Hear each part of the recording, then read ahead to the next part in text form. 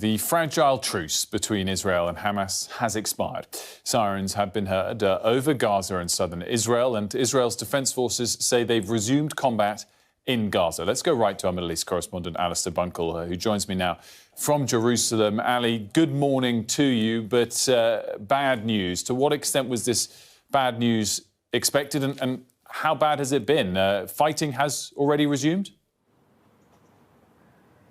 I think it was inevitable that at some stage the ceasefire, the temporary ceasefire between the two sides would come to an end. There was, though, having said that, still a hope amongst the mediators that it could be extended further still. So it lasted for 7 days in total, during which time dozens of hostages were released, and in turn the Israelis released Palestinian prisoners from Israeli jails. But once we'd got to a stage where most of the women and children had been released, the negotiations went into a new phase, and you started looking at men of fighting age and IDF soldiers. And so it was becoming far harder to find common ground between the two sides.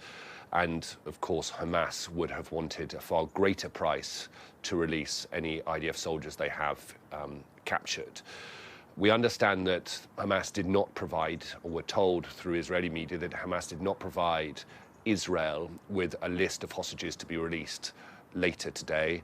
And so when the 7 a.m. deadline here came and no agreement had been reached, the fighting resumed. There's been air raid sirens around the border communities in Gaza, and Israeli airplanes are back up in the skies above Gaza once again and carrying out airstrikes across the Strip.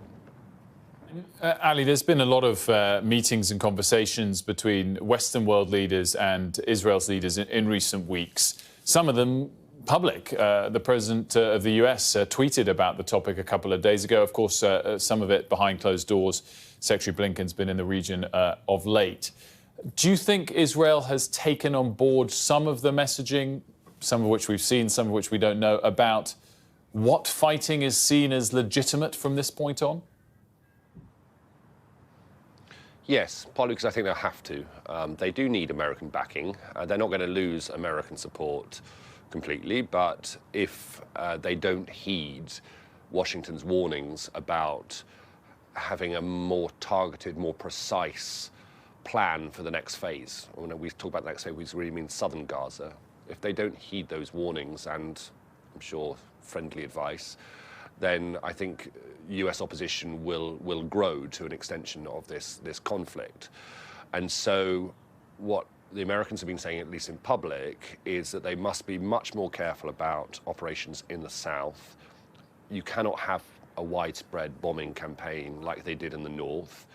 They have to protect humanitarian areas like hospitals. The White House has said it does not want to see another major displacement of civilians, as happened when about 1 million moved from the north to the south. They don't want to see a repeat of that. And of course, all countries want to see the humanitarian aid continue to flow into Gaza. Now, the humanitarian aid, or at least the expansion of that, was a part of the truce agreement. So we'll have to see whether or not that is one area that can remain, even though the rest of the truce is now over. Well, Ali, I was about to ask about that. I mean, I guess in a slightly backward-looking way, how successful was that part of the last 8 days or so? Did a lot of aid get in? We saw around 200 to 220 trucks of aid going in every day. That's medicine, food, water, shelters, desalination equipment, fuel, crucially, as well, which the Israelis were most worried about because they were concerned that Hamas would steal that fuel and use it for their own operations. So that humanitarian aid, of course, I mean, absolutely vital, and has helped relieve what was a bit of a crisis. But actually, 200 trucks is still way below what Gaza would expect to receive on a normal average working day during peacetime. And so more aid is going to have to keep coming in. The crisis doesn't go away. The need for that aid doesn't go away when you have so many people who are now internally displaced.